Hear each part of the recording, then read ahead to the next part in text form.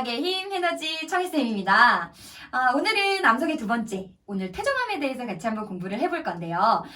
우리가 암석 공부하기 전에 도대체 이 암석이라는 것을 어떻게 구분할 것인가? 맞아요. 생성 과정에 따라서 구분하기로 했단 말이에요. 자, 그래서 우리 친구들 첫 번째 시간에는 그렇죠. 화성암에 대해서 공부했어요. 선생님 기억이 안 나요? 라고 한다면 반드시 돌아가셔서 그 해당 클립을 보고 오셔야 됩니다. 자, 오늘은 두 번째니까 퇴적암에 대해서 볼 건데요. 먼저 이런 암석이라는 것은 맞아요. 우리가 지구의 내부 구조를 공부하면서 선생님 가장 바깥쪽에 존재하는 바로 지각, 이 지각에 여러 가지 암석으로 구성되어 있다라고 하셨죠? 맞습니다. 그래서 우리는 그 여러 가지 암석을 크게 세 개로 나눠서 공부하기로 했어요. 뭐가 있었나요? 맞아요. 우리가 지난 시간에 공부했던 건 마그마 같은 것들이 마그마가 서서히 식어서 암석이 되기도 하고 빠르게 식어서 암석이 되기도 해요. 어쨌든 이 마그마가 식어서 된 암석, 화성암을 지난 시간 첫 번째 공부했던 거고요. 오늘은 두 번째예요. 퇴적물이라는 것이 쌓이고 다져져서 만들어진 암석. 우리는 그것을 퇴적암이라고 합니다. 그래서 오늘은 퇴적암에 대해서 좀 자세히 공부를 해보도록 할게요.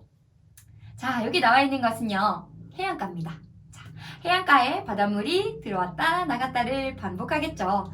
자, 이때 우리 친구들 흔히 그냥 우리가 모래라고 생각했던 것들을요. 조금 자세히 보면 어떤 것들은 입자가 크고 어떤 것들은 굉장히 고운 알갱이로 되어 있습니다. 자, 누가 더 쉽게 쓸려 들어가고 쓸려 나가기가 가능할까요? 맞아요. 입자가 작으면 작을수록요. 해안에서부터 멀리 바닷물과 함께 더 멀리 이동할 수 있을 거예요. 그래서 보면 자갈, 모래, 진흙 이런 순서로요. 해안가에서 점점 멀어지게 될 거예요. 이해가 되셨나요? 자, 그러면 이렇게 퇴적물의 크기가 다 다른데 이런 퇴적물들이요. 쌓이는 거예요. 오랜 시간 동안. 그리고 다져지는 거죠. 쌓이고 쌓여요. 그런데 이렇게 쌓일 때 생물의 유해 같은 것들이 들어갈 수 있어요. 그리고도요, 계속 쌓이고 다져지게 되는 거죠. 오랜 시간이 지나면 이런 퇴적물이요, 퇴적암, 즉 암석이 된다라고 이해를 하시면 되는데요. 그러면 지금 딱 눈에 보이는 특징이 있어요.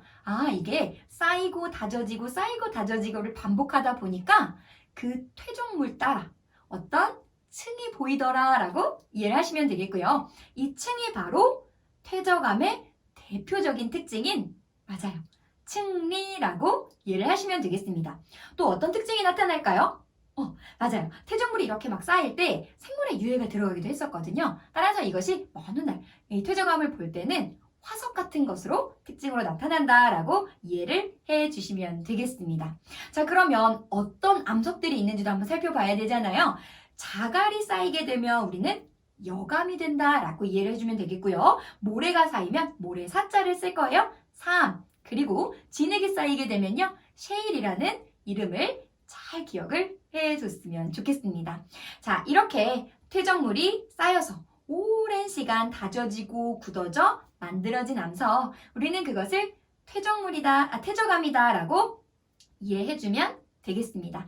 자, 이렇게 우리 친구들 두 번째 퇴적암에 대해서 잘 이해를 해줬으면 좋겠습니다. 선생님은 과학의 힘, 에너지 청혜쌤이었습니다.